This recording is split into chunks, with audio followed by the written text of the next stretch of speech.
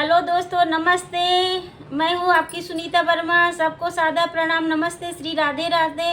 दोस्तों, एक सावन कजरी गीत है, छोटा सा सावन कजरी गीत है, उसे फुल आवाज करके सुनना और देखना और छोटा सा प्यारा सा कमेंट करके ज़रूर बताना यह गीत आपको कैसा लगा। अच्छा लगे तो सब्सक्राइब ज़रूर करना। दोस्तों, ये जब सीता वन में जाती है तो राम को कितना दुख होता है, वही गीत में है, सुनो। जेहि दिन सीता गई वन बसवा, वही दिन से राम भाई जोगियाना। जेहि दिन से सीता गई वन बसवा, वही दिन से राम भाई जोगियाना।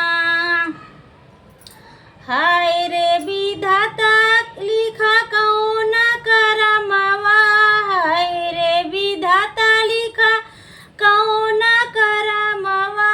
छोड़ के चली सीता भवनवाना, हाय रे विधाता लिखा कौन करमवा। छोड़ के चली सीता भवनवाना। जेहि दिन सीता गई वन बसवा, वही दिन से राम भाई जोगियाना। वही दिन से राम भाई जोगियाना। अंगना में रोवे राम दुआरा पे रोवे, अंगना में रोवे राम दुआरा पे रोवे। पकड़ी के रोवे लखन के बहिया, रोवे मैया जी के गोदियाना। पकड़ी के रोवे राम लखन के गो बहिया, रोवे मैया जी के गोदियाना। जेहि दिन सीता गई वन बसवा, वही दिन से राम भाई जोगियाना। वही दिन से राम भाई जोगियाना। कुआना पे रोवे राम पोखरा पे रोवे, कुआना पे रोवे राम पोखरा पे रोवे। जाई के रोवे राम बाबा फुलवरिया, बैठी के रोवे सरजू के तीरवाना। जाई के रोवे राम बाबा फुलवरिया, बैठी रोवे सरयू के तीरवाना। बैठी रोवे सरजू के तीरवाना। जेहि दिन सीता गई वन बसवा, वही दिन से राम भाई जोगियाना। जेहि दिन सीता गई वन बसवा, वही दिन से राम भाई जोगियाना। माचिया बैठी उनके मैया समझावे, माचिया बैठी उनके मैया समझावे। रची देबै राम हो दूसरा बियाहवा, सीता कैदा बिसराइना।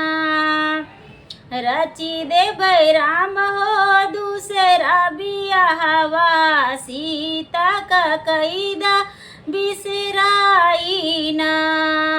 सीता का दैदा बिसराइना। राचै का रचबू मैया दूसरा बियाहवा, राचै का रचबू मैया दूसरा बियाहवा। राचै का रचबू मैया दूसरा बियाहवा। नाही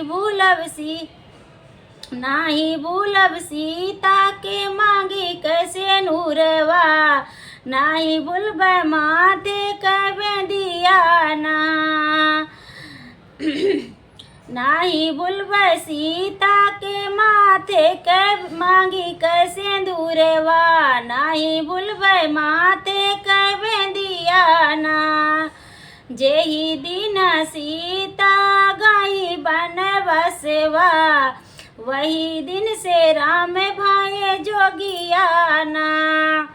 सबवा में बैठे सब गुरु समझावे, सबवा बैठे सब गुरु समझावे, गुरु समझावे हो गुरु समझावे। कैले राम हो दूसरा बियाहवा, सीता जी का देते बिसराई ना।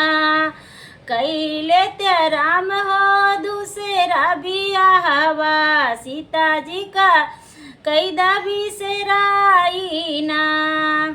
रचै करचब्या गुरु दूसरा बियाहवा, रचै करचब्या गुरु दूसरा बियाहवा। नाही भूले सीता के पाँव के बिछुआ, नाही बोले घोड़े घोड़े के महावर ना।